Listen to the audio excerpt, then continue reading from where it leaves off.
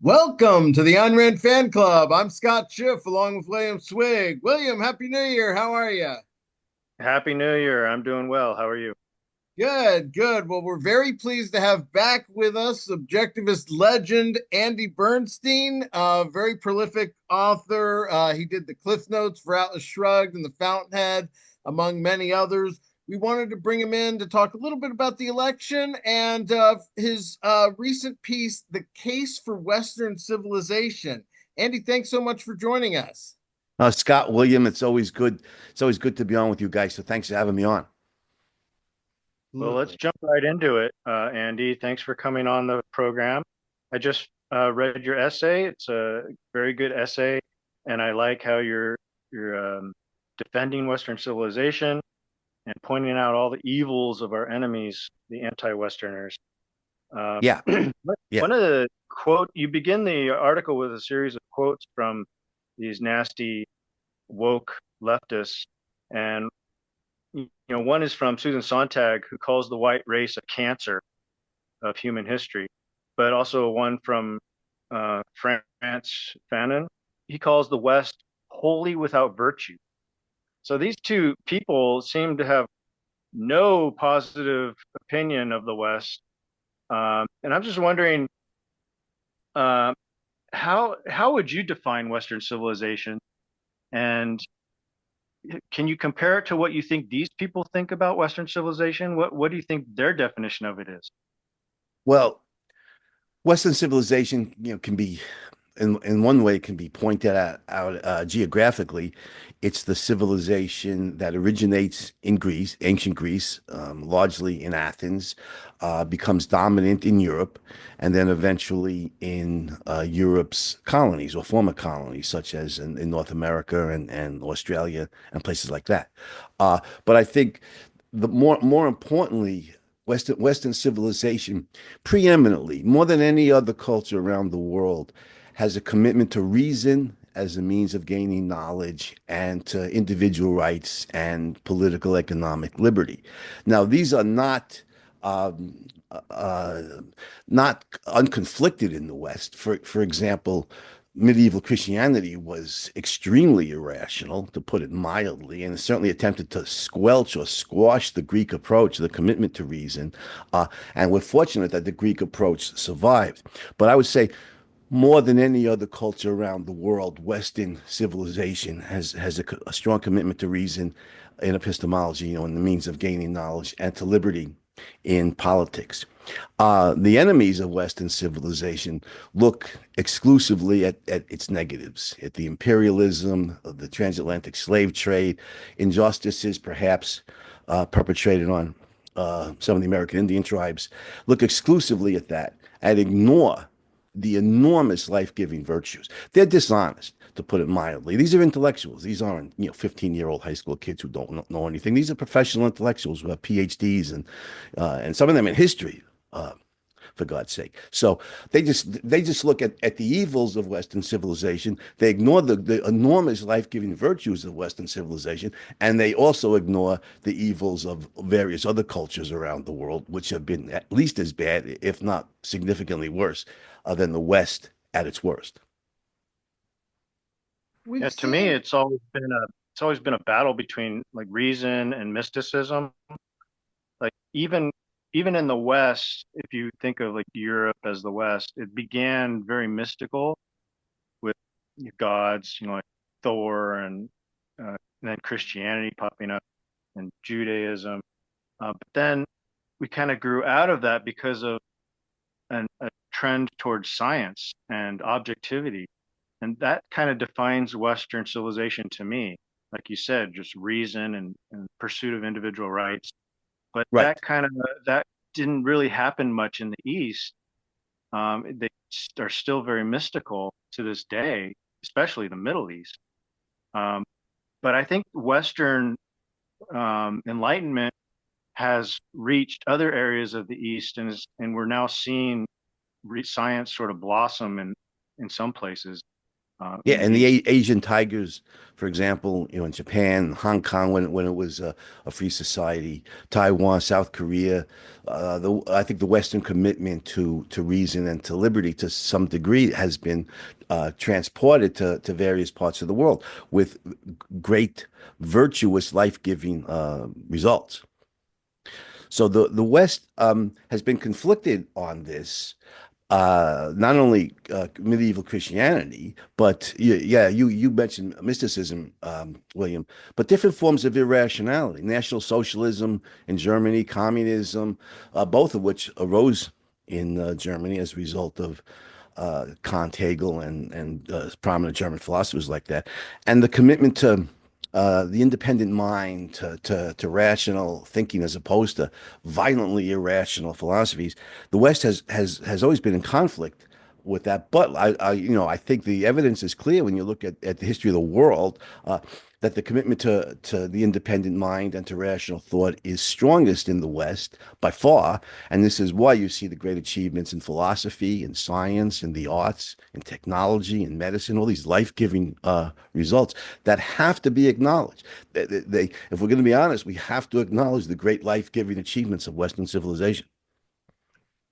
I see some in the liberty movement try to say that, Western civilization is just the good things, the Enlightenment, and try to say that, well, it's not really Christianity or, the Augustine version at least. So, but I mean, do we have to, don't we have to take the whole thing to say that it includes the kind of Judeo-Christian culture and ethic? You reminded me, Scott, somebody once asked Gandhi what he thought of Western civilization, and Gandhi responded he thought it would be a good idea. Um, so because obviously they were the result of British imperialism in India, although the British were generally benign as imperialists go. But if we're going to talk about the culture that originated in Europe, then yeah, we have to look at the big picture. We have to look at Christianity. We have to look at the transatlantic slave trade. We have to look at the scramble for Africa. We have to look at all of it on net balance. We have to be intellectually honest.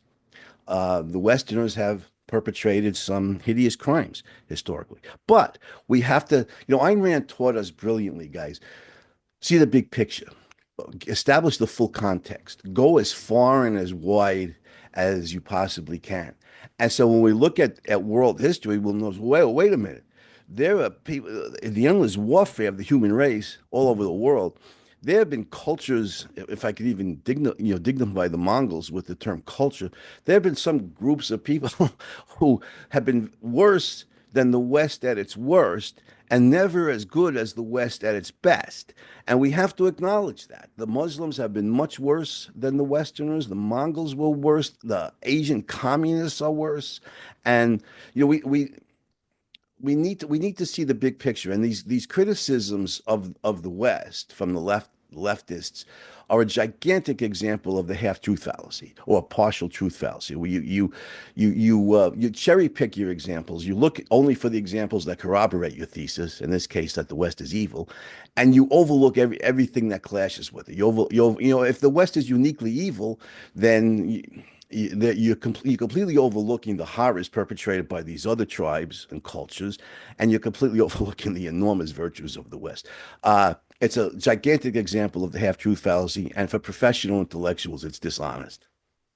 Andy, in your paper, you rely a lot on objectivity and reason and logic and science, which is very good.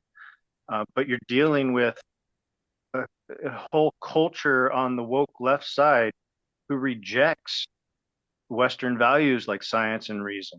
So do you find it difficult to persuade your students who might be under the influence of this woke leftism? Can you convince them of your argument, or do you just hit a brick wall? Um, that's a good question too. In dealing with committed leftists, it's hopeless. You can't we can't reach them because, like you said, they're not open to evidence and to reason. They hold their conclusions on emotional, not evidential grounds, and there's no amount of evidence and logical reasoning based in the evidence that will convince them. But I don't. I think most of the people in the United States and in the world generally are not hardcore leftists, and consequently are much more open to reason. My students are just kids, so most of them have gone through, high school and heard all of this stuff from their leftist teachers, but they're not committed, hardcore, woke leftists who are absolutely committed to the thesis that that white people are evil and so on. And so, yeah, for most of them, if they read the essay, they go, "Wow, I didn't know any of this. I was never taught any of this." So I think for most people, yes, for hardcore hardcore leftists, no, they're not open to reason. They've placed themselves beyond the reach of reason. So Like an You- academic who is this anti-West, there's just some level of evasion that is pathological, right? It's like yes, yeah. For you somebody who's a just professional intellectual, they know all of this. They're simply sweeping it aside. They're evading it in Ayn Rand's terms. They're living in denial in the terms of pop psychology. And they as a general rule, they tend to get distraught and become verbally abusive if you keep, no matter how calmly you keep. In fact, the calmer you are in presenting the facts, generally the more abusive they become. I don't know how many times I've been called a fascist, a Nazi, a racist because I stand for colorblind individualism. That makes me a racist, of course. Yeah, you can't convince them, but they're a minority in the country and around the world. So some and people don't even want to use Western civilization as a concept to defend. They see that as an indication of racism. yeah. Yeah, these are hardcore leftists who are committed to not only the traditional Marxist paradigm of overthrowing capitalism and establishing communism. They do want to do that. They are communists. You look at Ibram X. Kendi's plans to redistribute wealth along racial grounds, for example. They do want to establish communism, but they also they've now introduced a Nazi element into their generally class war philosophy. They've introduced race war elements, and they've reversed favored and disfavored races, but they're racists now, and extraordinarily so. The left is now a hybrid of communism and National Socialism, and it's terrifying. And they are completely irrational, and hardcore leftists cannot be reached by reason and evidence. William, you're absolutely right. So we focus on the rest of the population who can be reached with evidence and logical reasoning based on the evidence. And there's still a lot of those people around. Notice how they rejected wokeism in the recent election. Yeah, yeah. that is true. One element that really interests me about this is the seeming coalition between racists and socialists. They seem to be uniting against their common enemy, which I guess is America or the white capitalist. Yeah, Uh, no, yeah, absolutely, and absolutely. it seems like maybe the socialists are exploiting the racists because I think to reach the level of socialism, you're probably more of an intellectual because racism is, just based in just skin color, basically. But socialism is this higher concept of an actual social form of society that you're trying to achieve through politics. And it can be a little more complicated in how to distribute the wealth evenly and equitably. So do you think that some of the like hardcore Marxists or socialists are trying to exploit like just common racists? Yeah, yes, I think the answer to that is yes. Look, if your goal is to redistribute wealth in the United States, to redistribute wealth on a massive scale. Well, many of the people who are comfortable or who are relatively wealthy, middle class or more, are white.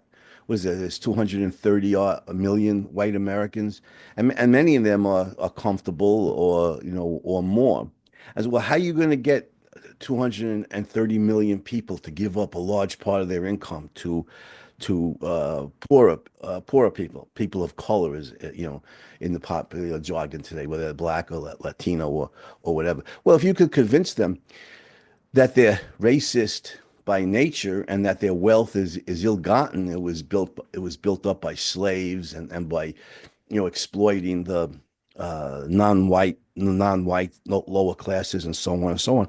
If you can convince them of that, then inculcate a massive sense of guilt amongst the white American population, then presumably they'll be more amenable to go along with your plans to redistribute wealth, to take a large part of their income. And as Ibram X. Kendi says, who's a leader in this plan to redistribute wealth along racial lines, to establish a government agency which will also suppress any criticism of the plan. So you want to you want to do away with freedom of speech, as well as establish, an enormous plan to redistribute wealth on a massive scale. So, yeah, the racism at one level is a crude ploy to make whites feel guilty and therefore be more amenable to these plans to redistribute their income, to steal their wealth and redistribute it to non-whites. I think there's also a deeper, even more evil motive at work, but the communist motive to redistribute wealth, I think at the surface level is one level of their motivation. Yeah, you do talk about nihilism as a motivator, and yet also, retribution or taking care of whites as a cancer, as they call it. But so can they hold kind of both of those, and that it's both, it's maybe different in different people, but there's a wanting to destroy and a redistribution in the meantime? Well, the Ayn Rand shows us brilliantly in Atlas Shrugged that very few people, if anybody, are consciously nihilistic, and that there's a term that needs definition. You're seeking to destroy for its own sake, seeking destruction as it ends in itself. It's so evil that everyday good people like us, it's almost impossible for us to get our heads around it.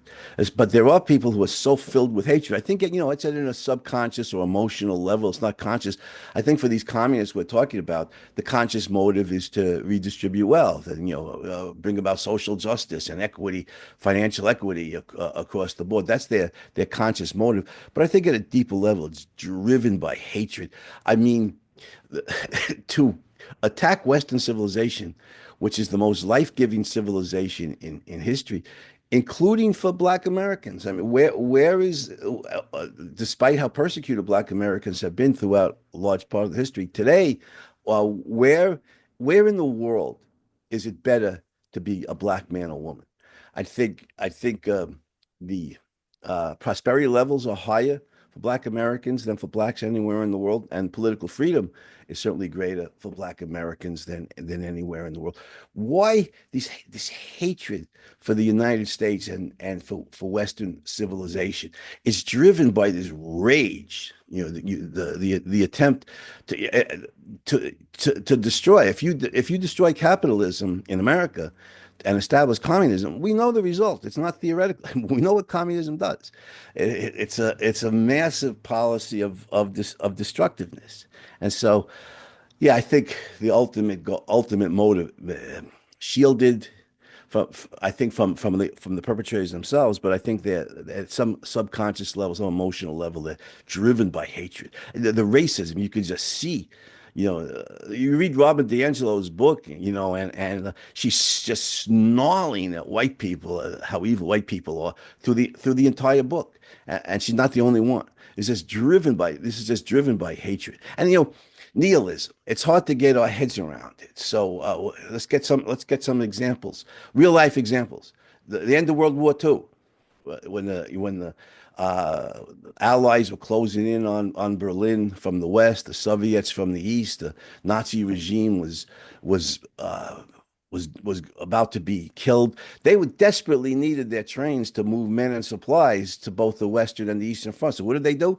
They used a lot of those trains to transport more and more Jews more rapidly to the death camps, because the ultimate goal was not to stave off their own destruction as long as they could. The ultimate goal there was to kill as many innocent human beings as they could. The Jews. There's a good example.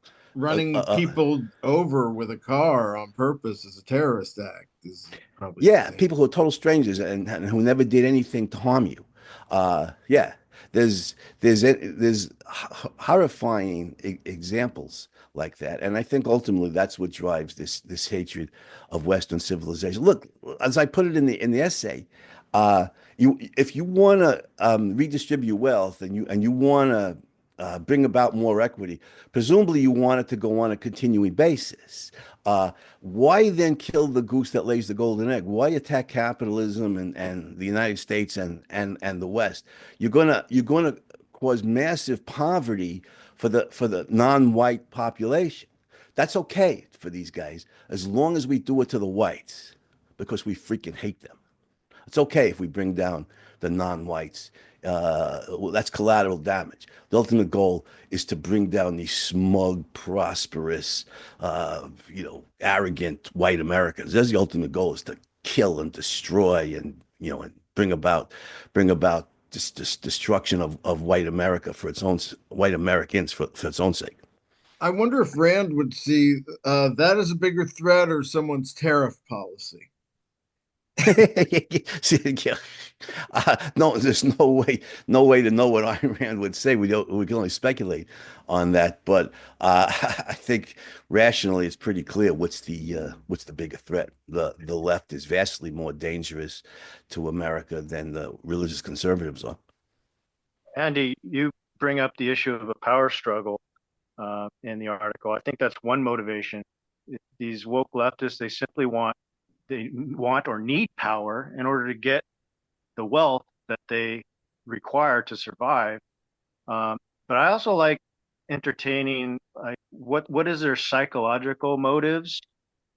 What drives them deeply in their subconscious even?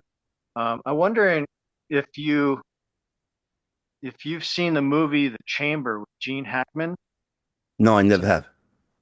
it's about this racist who kills some Jewish children in a bombing, and he gets sentenced to the gas chamber. Um, I won't go into all the details of the movie, but ultimately he comes to the realization that his hatred for Jews and black people and homosexuals, this was all coming from his own self-hatred. Like he realized he just hated himself, and uh, to some extent, I think psychological projection is just one of our era's great problems. It's probably been a great problem forever, but right now you see a lot of this. People just projecting their own emotions onto other people, their own ideas onto other people. I think this is what's going on with some of these woke leftists is they just really deeply hate themselves and they're projecting it on everybody else and mostly just the white race. And so that's why I think they hate us. They want us gone. Really, it's just they want themselves. They don't like being here. They don't like what they're doing, and they want to be destroyed. But they are cowards and won't commit suicide, or just introspect to the level that they need to in order to understand what's going on with themselves. And we have to deal with this. Um, and that's the great question: is how do you deal with someone who's projecting their own hatred onto you? Yeah, I mean that's a gigantic question, William, and a good one. I'm not a psychologist, so I don't know the answer to that. I'm just a writer and a philosopher, but I could speculate on that, and I think I suspect that you're right. And one manifestation of it is I may be able to elevate my self-perception by gaining power over others, especially life and death power. If I can torture and kill, I mean, it shows how powerful I am, which is a way of self-aggrandizement and maybe a defense against these feelings, these extreme feelings of inadequacy and worthlessness. I'm just speculating here because I'm way outside my field, but it does make sense given how viciously nihilistic. I mean, there's the hatred. Ayn Rand, of course, brilliantly defined envy as hatred of the good for being the good, and that's exactly what we're seeing here.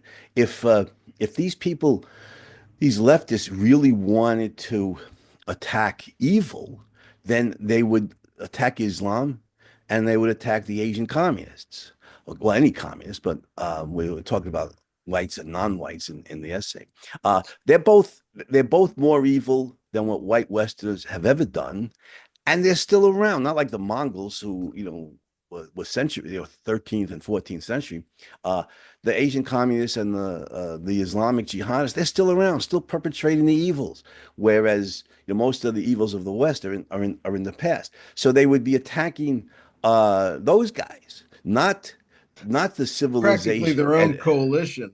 yeah, right. Not right, exactly. Not the civilization that is so life-giving. So they're not concerned with fighting against these death-dealing philosophies and cultures. They're concerned with destroying the life-giving philosophy and culture, and that is the Aristotelian Enlightenment philosophy and great cultural achievements of the West. No, they're nihilists. It's naked. It becomes naked when you realize that they're attacking the good for being the good. They're not attacking they're not attacking the really evil guys. They're attacking the good, and that's there you see the envy driven hatred of these bastards. Do you think that they know they're attacking the good, or are they just attacking the good because, the good people produce stuff that's needed to live, and so they're just thieves. They just want to take what they need. At one level, I think they want to redistribute income. That's including for themselves. But I think at the subconscious level, Ayn Rand's characterization of James Taggart in Atlas Shrugged, I think, is a brilliant uh, study of this. At the deeper level, the goal is destruction. You remember when Taggart wants to Torture. keep torturing. He hasn't even screamed yet, and he wants to inflict pain and suffering, ultimately death, on the good guys. This is so evil; it's hard for us to get our heads around it. But the ultimate goal is destruction for its own sake. And no, no, nobody. I don't think anybody can live with that realization. I don't think they can permit themselves to realize it, so they hide it from themselves. They rationalize it. They try to justify it, on the communist grounds that we're going to redistribute income and take care of the poor and the needy and the poor non-whites. But ultimately, there's no other reason to destroy capitalism uh, and establish communism. You're going to inflict suffering on everybody, including the people you purport to support. That's okay, because we're going to get the guys with at some emotional level we really, really, really hate. It, Maybe we need the concept of like psychological equity. Like they hate their own lives, so they want to make other people hate their own lives. And that's why they destroy you and torture you and steal from you so that you hate your own life like they do. Yeah, well, make you as miserable internally as they are. There's even an old expression, that misery loves company, um, which which I think applies in this case. It's monstrously evil, and fortunately for us, Ayn Rand wrote Atlas Shrugged, and we have this antidote to it. If we can get people to read it and understand and see what really drives the left and Islam, which is an evil philosophy, just like communism and National Socialism are. well, speaking of Atlas Shrugged, I mean, what about the argument that woke has so thoroughly corrupted our institutions that the Western civilization that we're sanctioning and defending exists much less now? At what point are we like Dagny and Hank defending a system beyond repair? Um, that's a good question. I think Ayn Rand, Ayn Rand had stated at one point, probably more than once, and I think she's absolutely right. As long as we still have freedom of speech, which is under attack, uh, severely so. But as long as we still have freedom of speech, and we could do this, we can do podcasts, and we can give lectures, and we could publish books, and we could talk openly without fear of the secret police arresting us because we spoke to our neighbors about reason and support of reason and liberty. As long as we have freedom of speech, there's still some hope that we can triumph. But what's terrifying is how serious the left, and very predictably so, how serious the left is on wanting to shut down freedom of speech, wanting to shut down all dissent. Well, Um, a lot of this talk is meant to make people self-censor, to right. not even think about Western civilization, much less be proud of it.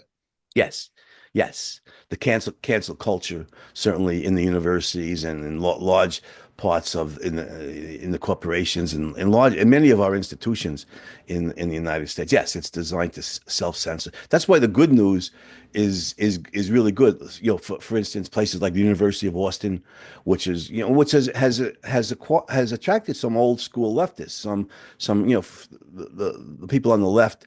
They may not even want to identify as leftists anymore, given how severely the left has devolved into brutal evil. But people who like to self-describe as liberals or old school leftists, University of Austin is overtly committed to freedom of speech, and it's a great sign.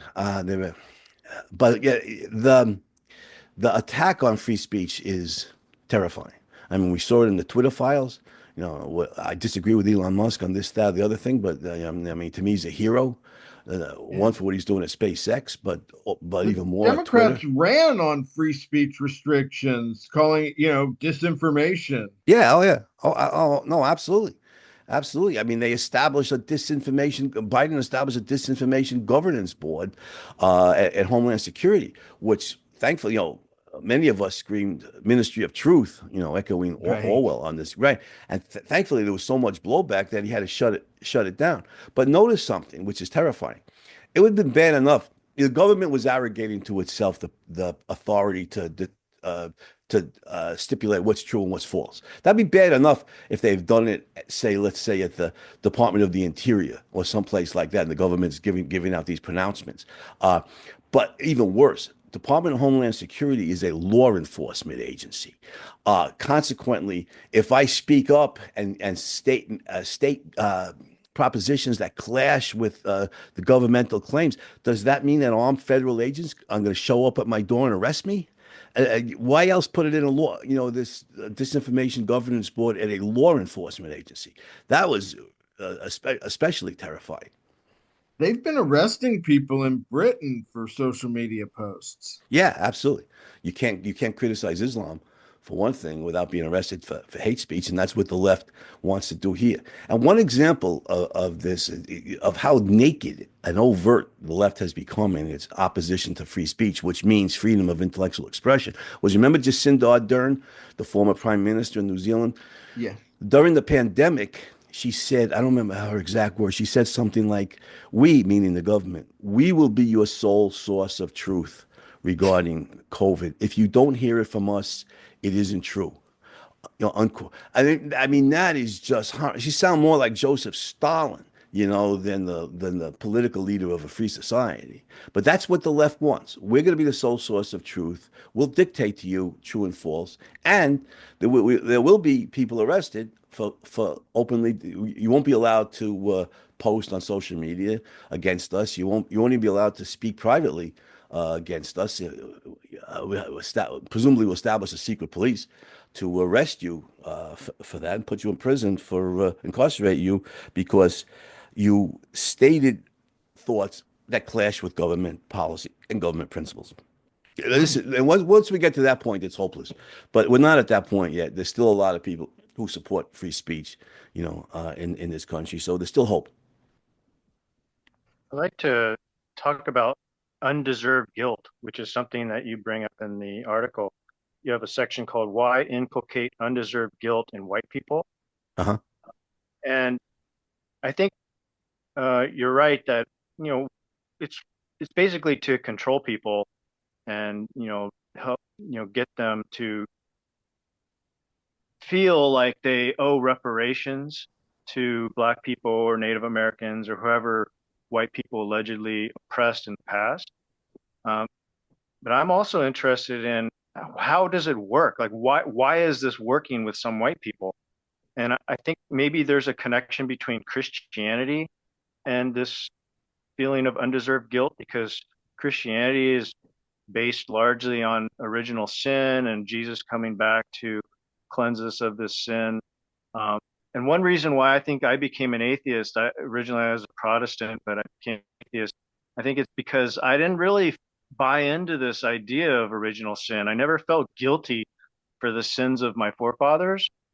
So do you think that there's some relationship here, and this is why it works, especially in America, where we're largely Christian, um, and because Christians have this natural religious guilt, and then the woke leftists can come in and say, well, they try to convert it into just white guilt. I wouldn't be surprised if there's a connection there that there are some white American Christians who accept the woke the woke guilt claims that they're more amenable to it because they're already they're already their psyche is already filled with it was penetrated by this sense of undeserved guilt. What in reality is undeserved guilt, the sense that I'm a bad person because we're all sinners because of what Adam and Eve did. Yeah, there's a logic there is a logical connection there of undeserved guilt. So I think I've seen way too many people in the liberty movement cave to it to just blame Christians. well, I think there's a logical connection there, though, that it makes whether they're Jews, Christians, or whatever, anybody who accepts the idea of original sin, which comes out of the Old Testament, obviously, makes them more susceptible to being inculcated with the doctrine of guilt that in reality they do not deserve. There's a logical connection there that makes. I think William's point is it's certainly possible. I just think the ability to be affected by guilt is, I mean, somewhat ubiquitous if you're not a sociopath or something. Yeah, well, some um, some guilt is deserved. I mean, I've done things in my life, not violent crimes, but I've done dishonest things in my life that I feel guilty about and should properly feel guilty about, and I should use that guilt as a positive force to rehabilitate my character and not but not there are do such things. secular views of like property as theft that have gone through the culture in the last 200 years that can affect people even that are secular. I mean, one thing from your article, Robin DiAngelo talks about race and gender as social constructs. Right. And, I mean, I've heard people in the liberty movement talk about race as a social construct. Oh yeah, I know objectivists Yeah. who think so, and it's just to me it's just bizarre. It flies in the face of observational reality. I mean, the evidence, whatever the underlying biological differences are, the evidence that there are different races is very strong. I mean, it's just directly observable. Skin color, hair texture, the configuration of the eyes, the cheekbones, and things like that. There's those are just obvious perceptual facts. The thing that we all need to realize is, yeah, race is real, but it's trivial. By far the most important characteristic of a human being is his or her moral character, and there's zero, and I want to say zero connection between race and moral character. Race is a trivial factor, just as with white people. Some have blonde hair, some have brown hair, some have blue eyes, some have brown eyes, whatever. It's fact, but it's trivial. Character is what matters, not race, not skin color, not anything like that. Character is what's important in a human being. There's zero connection to race. Well, it's individual character as well. You talk about in the article, you talk about determinism and being determined by your race or your bloodline or whatever. And Marxists, they determine you based on your class. So you'd have like class guilt, I guess. Yeah, that's Um, right. so it's just this idea of like collectivized guilt, and, as opposed to your individualized guilt. Like if I stole like something as a kid, I might feel guilty about it because I did it personally. Right, And then grow out of that and develop a moral character where I'm not going to steal anymore. But right, if you're right, taught you're guilty because your father did something, well, you can't grow out of that, or it's always with you. Like, you right. can't morally change yourself to affect what your dad did. Right. Racism is always a deterministic philosophy. You notice that, white supremacists claim that, that blacks, morally inferior. They don't have a strong work ethic. They're lazy. They don't want to work. The blacks are morally flawed. It's hardwired into their character based on race. And to the Nazis, the Jews were greedy and victimize, exploit others to get to steal as much wealth as they can. And today, to the wokesters, white Americans and probably white people in general are inherently racist and inherently trying to aggrandize themselves politically and economically off the blood, sweat, and tears of non-whites. That's hardwired into our character. All of these are deterministic philosophies, where the truth is that individuals of any race or either gender or any race, individuals make moral choices. And that's what we should judge ourselves on, or we should judge other people on, the individual moral choices that a person makes, not gender and certainly not skin color or race. We kind of deal with the undeserved guilt aspect, and we can show how we're not responsible for the sins of our fathers. But how do you deal with the idea of like institutionalized privilege, where they say you live under this system that was created by white slaveholders, and so now you have this white privilege that you can't escape, and so it's an inherently racist or biased system in favor of whites. Um, is there a nutshell approach to arguing against this? Well, a couple of points occur to me, William, and that is, first of all, it's historically inaccurate. But remember, leftists are overlooking every one of the Northern founders, without exception, were abolitionists. John Adams, Benjamin Franklin, Alexander Hamilton, Thomas Paine, all of them. Even the Virginians who owned slaves were all theoretically abolitionists. So the idea, and overlooking, of course, the massively important principle that the country was founded and what distinguishes it from all other countries on the principle of individual rights. Now, the country was always inconsistent on this, just like we're talking about Western civilization, didn't have a universal commitment to reason, but it had a fight against medieval Christianity and all kinds and faith-based beliefs and all kinds of irrationalities like that. So in the United States, the revolution, the new idea of individual rights had a clash with the old ideas of racism and collectivism, that people are determined by their characters, determined by what racial group they're born into. The old collectivist racist ideas the Americans inherited from history and other cultures around the world that are racist. The new idea of individual rights is distinctively Anglo-American, and especially in the United States, and that's what gave rise to an abolitionist movement. Where did an abolitionist movement originate?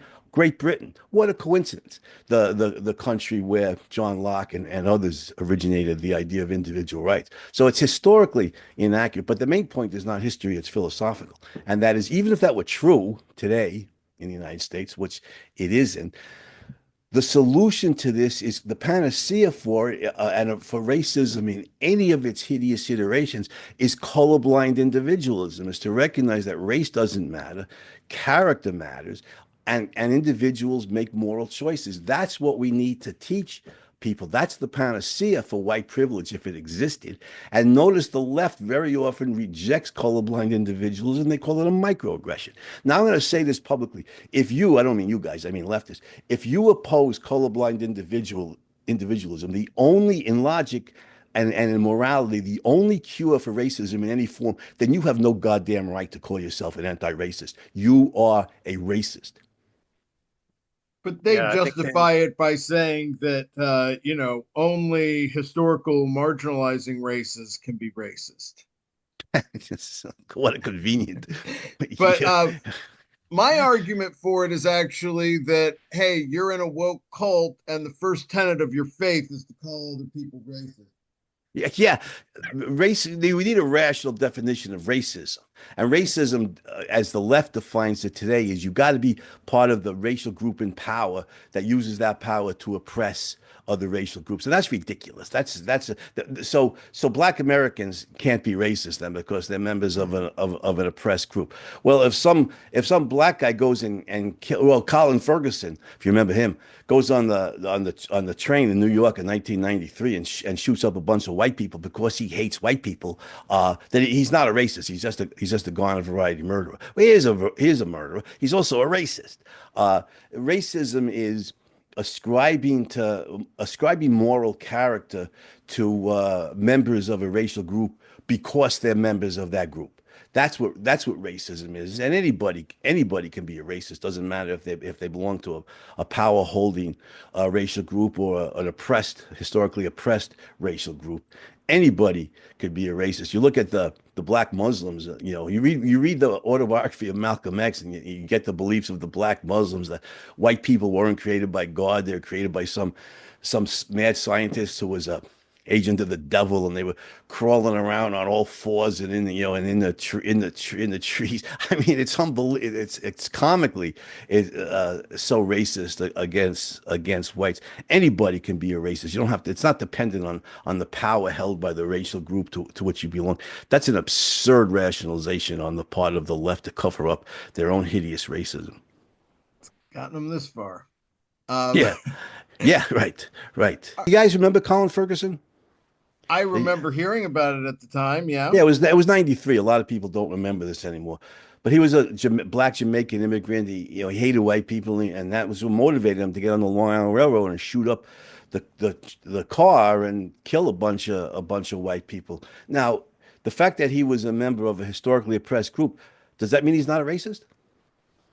When you perpetrate murder based on racial hatreds, I mean, I think that's a clear-cut example of racism, of murderous racism, and he's hardly the only one. No, the claim is just flat out false.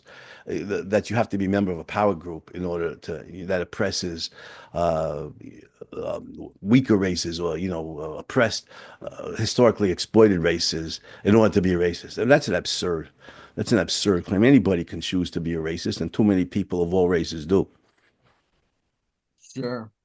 Well, let's switch gears to the election because you may not realize it, but for me, you were like this beacon of light in 2019 and 2020 before Peikoff came out for Trump. And you were like one of the only people in objectivism openly for Trump. And I think to some extent, I'll say I think you paid a price for it in terms of being excluded from some of the inner circle, but it's a testament to your integrity and your independence. And I think that to some degree, what happened, because we weren't expecting Trump to win. I didn't think he was going to. I thought it was going to, be a close in the mail thing again. And so this is vindication. I mean, and this is, I don't know how you're feeling about it, but I think there's just like this optimism about the future that just didn't exist before. Yes, yeah, absolutely right. And I'm old enough to remember 1980, and when Reagan was elected, there was this similar optimism, was morning in America, was the attitude, and we're gonna fight for freedom, and we're gonna win any number of important battles, and we're gonna roll back the leftist agenda on any number of important issues. And to me, Trump is a flawed hero. That he's flawed, there's no doubt, but he's a hero in the sense that, let's put it this way, Trump and the conservatives love America. They have a misguided view sometimes on what benefits America, but they love America, and the goal is to benefit America. They place America first. The left hates America and wants to destroy it. To me, it's a no-brainer. So yeah, it was the easiest decision I ever had to make regarding a presidential election. So yeah, I think Trump has a lot of virtues. I think he showed them during his first term in office. For instance, drill, baby, just drill. He recognizes, I think he still does, he did recognize that man-made pernicious human-caused warming is a myth. I think he's even called it a hoax, and he's right. it is. And so we're going to engage in fracking. We're going to lift restrictions on American energy producers, and that will literally fuel the American economy the way it did in the 4 years when he was in office. That's one great virtue. He opposes the woke racist mentality. There's a lot of virtues in Trump, and he stands up against the left. That's why I think he's a hero. He gets shot and he came inches from death and That was an stands up and says, amazing day. "Fight, fight, fight." Yeah, that showed. When you're under duress like that, that's when you see who a person really is. And we see Trump as a fighter here against the left. He's not a supporter of individual rights or laissez-faire. We know that nobody is in politics, but he's far better, not only than the left, but than the other Republicans. So yeah, he's a flawed hero, and I wrote a book on heroes and heroism, and so I say that, That's advisedly. right. I say, yeah, I think Trump's a hero, standing up for the good and willing to risk his life. And what about the team? Musk, Ramaswamy, you weary about Kennedy? Um, I like Elon Musk a lot. I like Vivek Ramaswamy. I think Trump has. Who even had the idea to set up an organization in the government to cut down on government spending and cut down on government waste. And I think Elon Musk and Vivek Ramaswamy are good guys for that job. Yeah, I worry about Kennedy. I think he's very mixed, but I like Hegseth, whatever his womanizing tendencies are. To me, it seems pretty clear he's not a rapist. Those claims seem to be CYA claims by the woman in question here. Mhm. Because her husband was right in the hotel when she was having sex with Hicks. So he's a womanizer, but a lot of people in Washington are. So I think he'll do a good job as Secretary of Defense. I like Pam Bondi a lot as Attorney General. I think Trump. I like Elise Stefanik as ambassador to the United Nations, and I think Trump. The only ally we have in the Middle East, obviously, is Israel. They have the same enemies we do, and they're on the front lines. And I think Trump was and will continue to be the best friend Israel had of any American president since Ronald Reagan. Um, Sure. so, And so I think I, he got a slightly higher share of the Jewish vote. yeah, American Jews tend to be very leftist in their politics. But It's, October 7th changed a lot of people yeah, it and the should. left's reaction to it. Yeah, the Jew hatred that has just proliferated on American campuses since then is appalling, and I'm hoping that Trump and his team will cut federal funding to these colleges that tolerate this kind of anti-Semitic outbursts. So I think what Ayn Rand's terms, the American sense of life. I think this was a I didn't expect this widespread. Not up at the very end, I did because I started to see some of the poll results from the pollsters who were most accurate, predicting that Trump was going to sweep all seven of the battleground states. I became more optimistic, like in the last couple of days before the election. Go back to last year, I thought Trump was unelectable. I thought the leftists would win. So, but I think this American people, in part, that tend, often not to be intellectual. The people who graduate from college are indoctrinated with leftist ideology. The people who don't go to college tend to be much more rational, but they're not intellectuals. But this was the American people, giving the middle finger to the left and to the woke racist hatred that they spew out towards white people and America generally. And I was pleased to see more minorities voting for Trump. Would Trump get 20% of the black vote or more, 20 something percent? Yeah, the Um, male vote, certainly.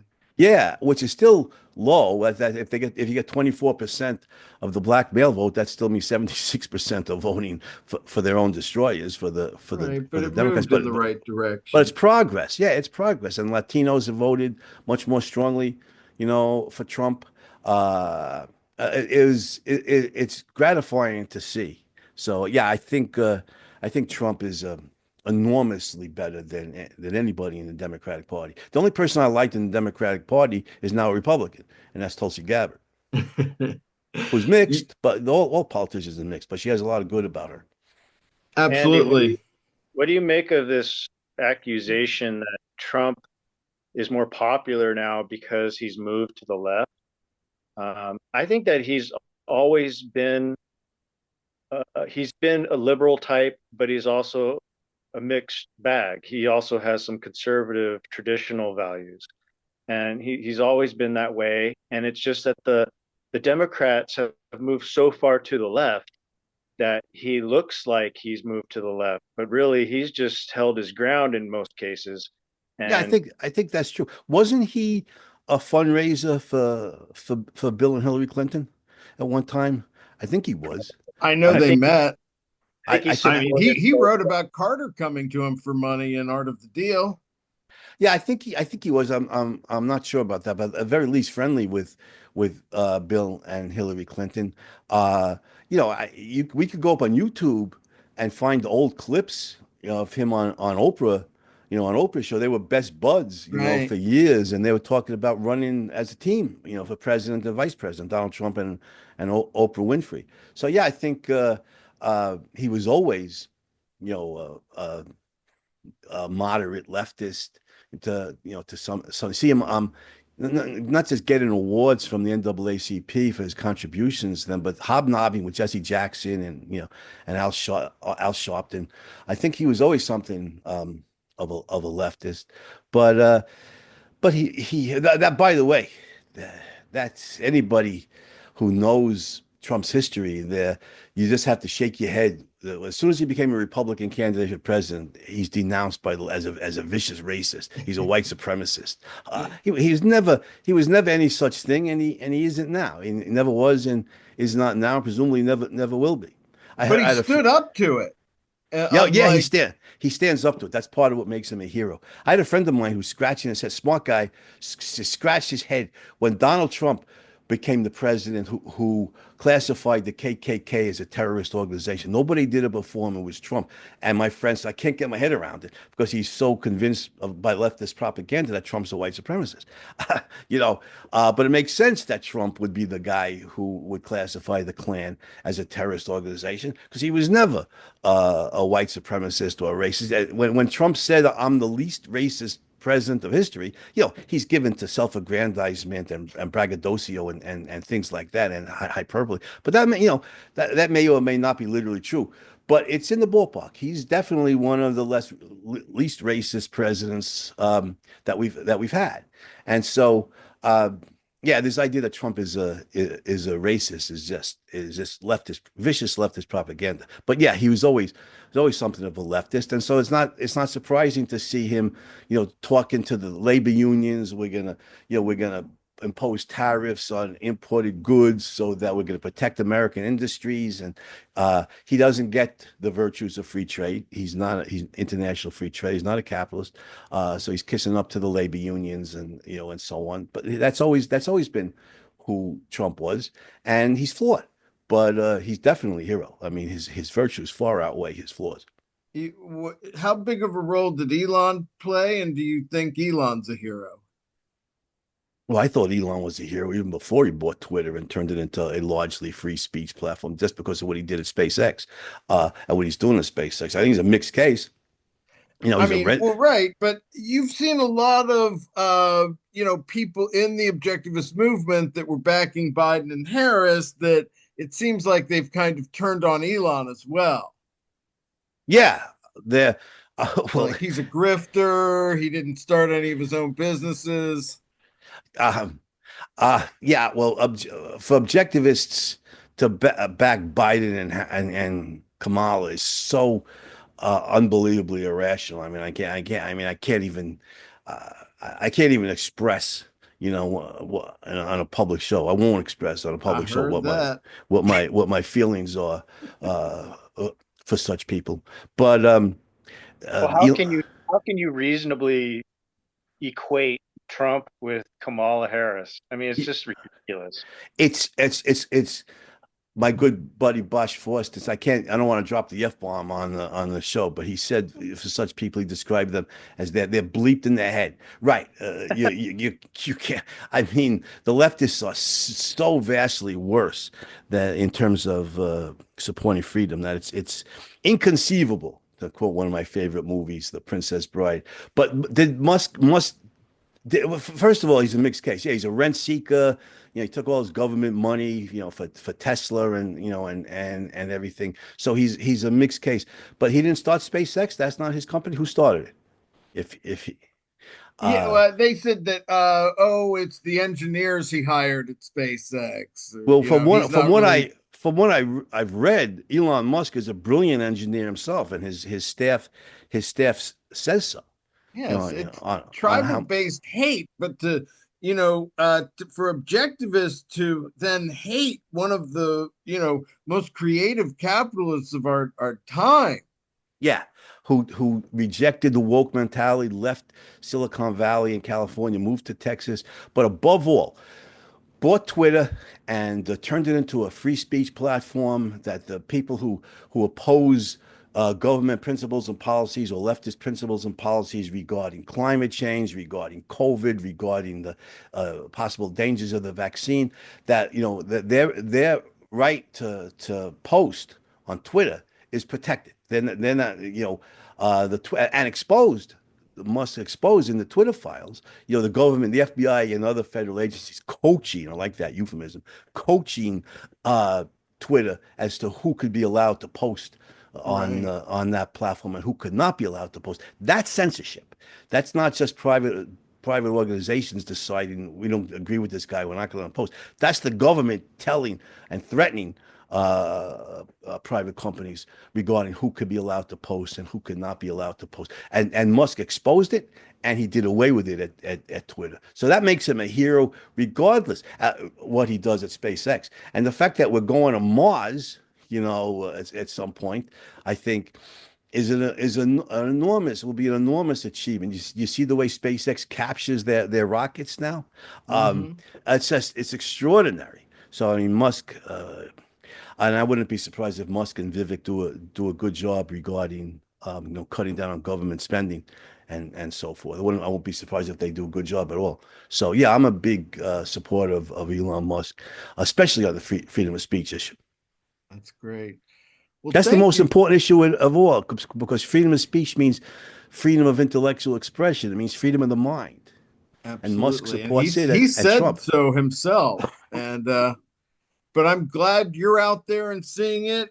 We want to thank you so much for doing the show, and we're going to put up a link to your essay so people can read it. William, any final thoughts? Just thank you very much for coming on the show, Andy. I enjoyed reading your article, especially the parts near the end where you talk about why people hate whites in the West and all the reasons for that. Um, I Well, thank you. do want, yeah, and I just wanted to end by making a pitch for white people to not stand up based on their race, but to reject this whole racism Yeah. and to just stand up because they're individuals with their own minds and they shouldn't feel guilty for other people's sins, and they should just reject the whole racial angle and just have some courage to stand on their own feet. Yeah, that's a good point. If I say, as a final point, um, one scary possibility of wokeism is that they so anger so many white people that some of those people start to move towards white supremacy. Richard Spencer, Jared Taylor, people like that. Right now, white supremacism is still around. You have these lone wolves type, like Patron Gendron and what was his name in North Carolina? Dylan Roof, shoot up synagogues and black churches and murder innocent people. But like Thomas Sowell said about white supremacism, if it isn't dead in the United States, it's on life support. Once it was just true and good. One scary possibility is that the white supremacists will gain more converts, as a reaction by some justifiably angry white people against the hatred spewed on them, that they'll move towards white supremacism as an antidote to it. bit, but thank you for playing. That's not the answer, guys. The answer is not to move from one irrational form of racial hatred to another. The answer is, like you were saying, William, is to embrace colorblind individualism and stand up for individual rights for members of all races, white, black, Asian, Latino, male, female, whatever. To stand up for individual rights and colorblind individualism. That's the solution to any form of racism. So I hope millions and millions and millions of white Americans realize that. Great. Well, good points from both of you to end. Again, I'm Scott Schiff along with William Swig, and we will see you next time.